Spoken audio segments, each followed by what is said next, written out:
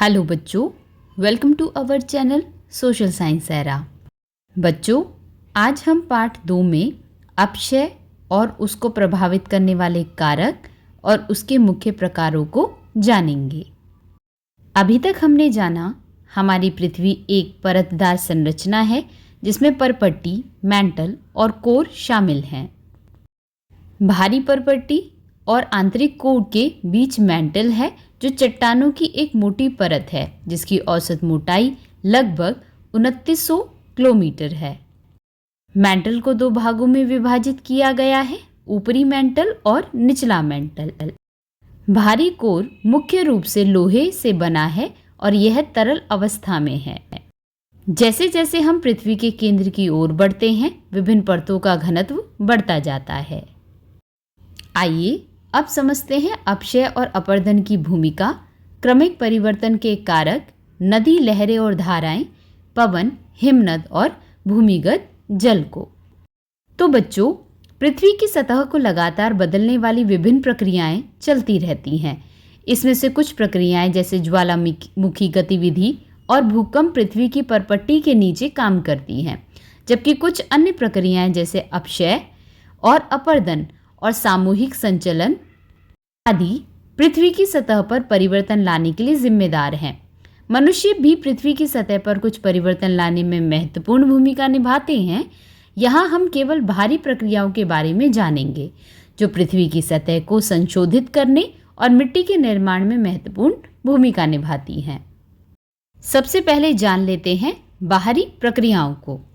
प्राकृतिक प्रक्रियाएं जो पृथ्वी की सतह पर धीरे धीरे घटित होती हैं, बाहरी प्रक्रियाएं कहलाती हैं।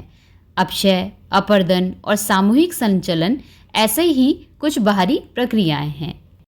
आइए अब अपक्षय को जान लेते हैं।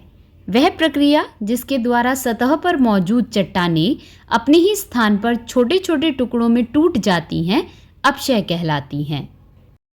बच्चों, ऐसे कई कारक हैं जो चट्टानों के टुकड़ों में टूटने को प्रभावित करते हैं। पहला, तापमान और दबाव।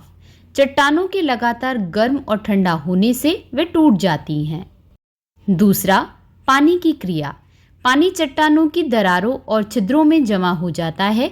जब तापमान गिरता है तो यह जम जाता है और फैलता है, जिससे दरारें चौड़ी हो जाती हैं। यह प्रक्रिया कई वर्षों तक चलती है जब तक कि चट्टानें टुकड़ों में बिखर ना जाएं। तीसरा, पवन। रेत से भरी हवा भी सैंडपेपर की तरह काम करती है जो चट्टान से टकराती है। विशेष रूप से तूफान के दौरान यह चट्टान की सतहों को रगड़ती है और परिणाम स्वरूप चट्टान छोटे टुकड़ों में टूट जाती है। चौथा, जैविक कारक। कभी कभी जानवरों, हवा या पानी द्वारा चट्टानों के छोटे छेदों में बीज जमा हो जाते हैं। पौधों की जड़ें जब चट्टानों की दरारों में गहराई तक जाती हैं तो वे भी उन्हें टुकड़ों में तोड़ देती हैं। अंत में जानवर और पशु भी अपनी यांत्रिक क्रियाओं द्वारा चट्टानों को टुकड़ों में तोड़ देते हैं। बच्चों, अब जानते हैं अपक्षय के मुख्य प्रकारों को। मुख्य रूप से अपक्षय 3 प्रकार के होते हैं: भौतिक अपक्षय, रासायनिक अपक्षय और जैविक अपक्षय। आइए पहला समझते हैं भौतिक अपक्षय। जब चट्टानों का विघटन उनकी रासायनिक संरचना में बिना किसी परिवर्तन के होता है तो इसे भौतिक अपक्षय कहा जाता है। यह कई तरीके से होता है। कभी कभी तापमान में परिवर्तन से चट्टानें टूट जाती हैं। दिन के समय सूरज की गर्मी से चट्टानों की बाहरी परतें फैलती हैं। रात में तापमान तेजी से गिरता है और चट्टानों की बाहरी परतें सिकुड़ जाती हैं। इसके परिणाम स्वरूप चट्टानों की बाहरी परतें ढीली हो जाती हैं और वे मुख्य चट्टान से अलग हो जाती हैं। चट्टानों की बाहरी परतों के इस तरह उतरने को अपशल्कन कहा जाता है, जो ग्रेनाइट चट्टानों में काफ़ी सामान्य है।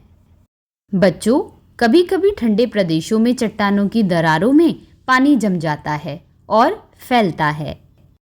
जैसे कि ऊपर बताया गया है, यह विकल्प विस्तार और संकुचन चट्टानों में दरारों के विकास की ओर ले जाता है। यदि इन दरारों में पानी प्रवेश करता है तो यह बर्फ में जम सकता है और बहुत बल लगा सकता है।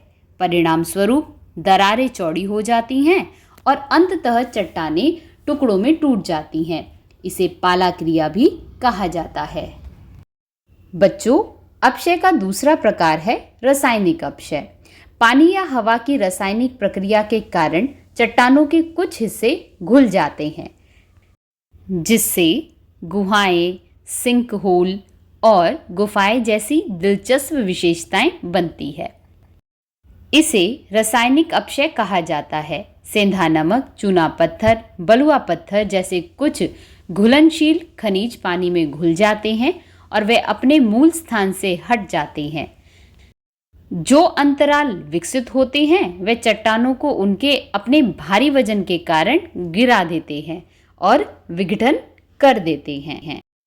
तीसरा प्रकार है जैविक अपक्षय। चट्टानों के टूटने में जानवर और पौधे भी महत्वपूर्ण भूमिका निभाते हैं।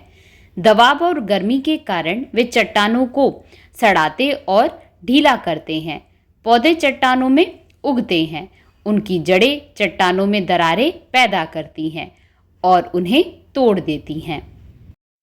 कभी कभी खरगोश और चूहे जैसे बिल बनाने वाले जानवर और यहाँ तक कि मनुष्य भी इस प्रक्रिया में योगदान देते हैं। तो बच्चों, आज की क्लास में हमने अपक्षय के कारक और उसके प्रकारों को जाना। इसी प्रकार पार्ट 2 के अन्य विषयों को जानने के लिए चैनल के साथ जुड़े रहें। धन्यवाद।